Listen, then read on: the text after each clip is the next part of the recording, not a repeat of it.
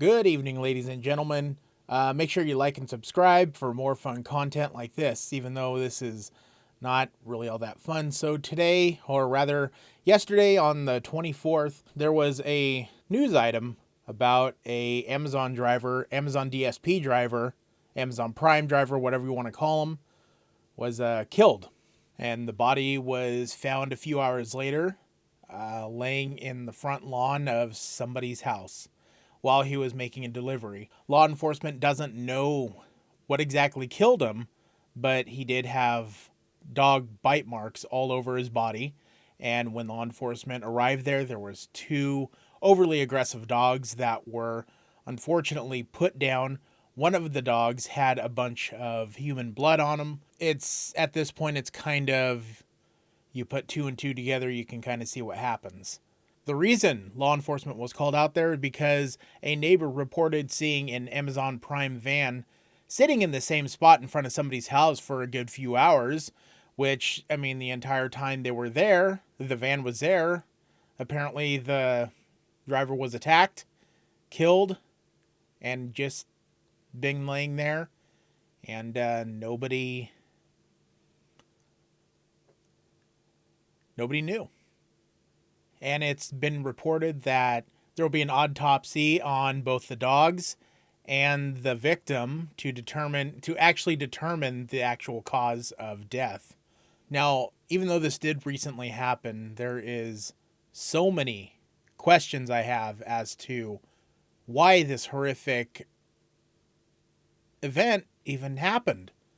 Let's start off with the dogs. Where the fuck were the owners? Why the fuck were the dogs out? Like, what the fuck happened? See, okay, this is what really pisses me off about dog owners. Because you got good dog owners who will go out of their way to spoil their dogs, take care of them. And if they go on a trip, they make sure they have dog sitting available or they take them somewhere else. But then there's the other dog owners that don't do shit for their dogs. The only thing they do is they get a dog just to say they have a dog, and then they fucking neglect it by leaving it out and just letting it bark and whine and yap all fucking day. Even when they go on trips, they don't even schedule or get anybody to come out to feed the dog, water the dog. I have the same issue next door. Thankfully, that dog is a fucking sweetheart. And anytime they go off on their fucking weekend excursions, I'll go over there and feed the dog. And the fact that these dogs are so aggressive that the owners would just leave them on their own. Who knows if anybody was feeding them? That could have been part of the problem, is that nobody was feeding them. They got out, they're getting super aggressive because they're fucking hungry, and they attacked this poor guy. If you're a dog owner, if you're watching this and you're a dog owner, and you just leave your dog without giving two fucks about him and not leaving him any food or water or care or anything like that, get rid of the dog. Just get rid of the fucking dog. And honestly, I hope that the owners of those dogs are held. I hope they get brought up on charges, because that's bullshit.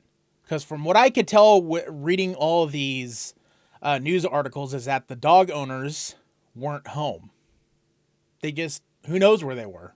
And here's the second part of the story that really makes my blood boil. I mean, this brings back the anger from when I worked at Walmart and just the way Walmart treated us during the pandemic, especially during the opening stages of the pandemic, where they didn't provide any sort of protection for us. But, you know, we were made to wear masks and everything, but people could come in and bring their families in droves. But I'm getting off topic here. So for those of you who don't know, with Amazon DSP vans, every single movement is tracked. Every time they turn on the engine, turn off the engine, they have cameras, they have GPS tracking, they have everything to track these drivers. And a comment on Reddit kind of described how dispatchers really track their drivers. And there's a timer for each driver. Every single time that they make a delivery, the timer resets, and after about 15 minutes, the dispatcher will more than likely reach out, see what's going on, see if they need a rescue. And a rescue means that they'll send another driver out to pick up some of their packages and go help deliver them, which means they're not out all day or all night.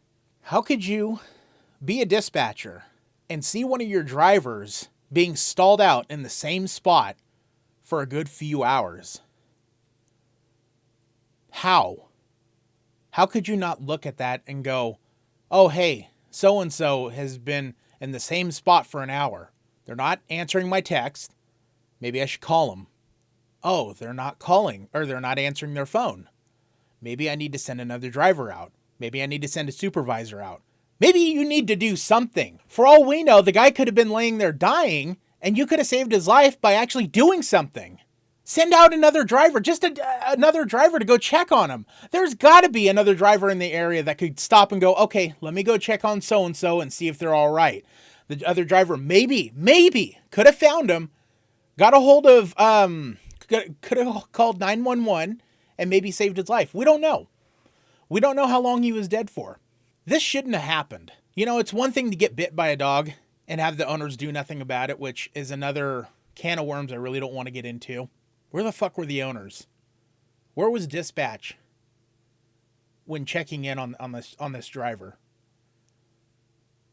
There's no reason why a neighbor should have had to call 911 to get somebody out there after a few hours of seeing that van sitting there. You know, there was a question posted, you know, why did the neighbor wait a few hours to call 911 or whomever they called? You know, why does it matter at that point? And it gets me so worked up because irresponsible dog owners piss me off. And this is even before I got my dog. You know, I don't appreciate people getting dogs, neglecting them, not taking responsibility for keeping their dogs and their neighbors safe. And their dogs can get out, you know, like nothing. I hate that.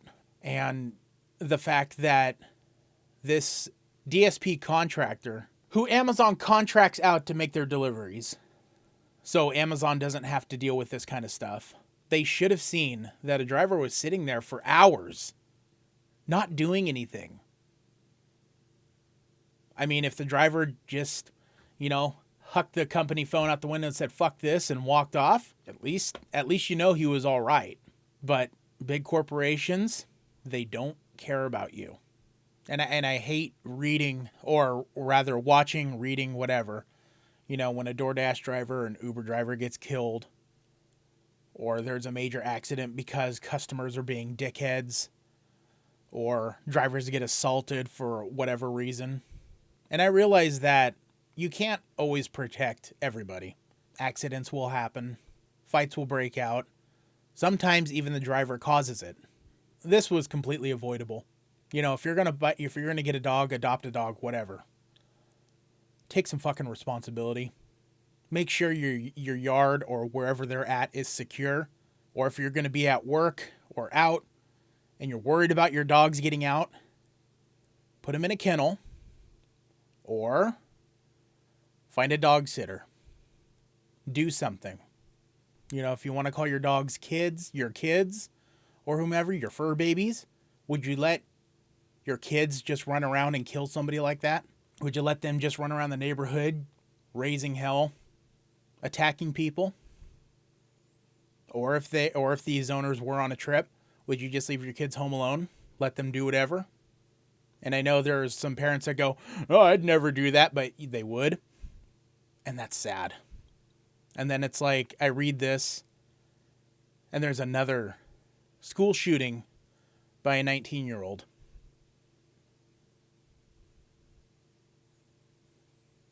And the news hardly covered it today. What is this fucking country coming to? I'd like to leave this video off in a positive message. You know, if you're driving, whether it's daytime, nighttime, make sure you put your safety first. It doesn't matter if you're a gig worker like me, or if you drive for the DSP, if you drive for a UPS, the post office.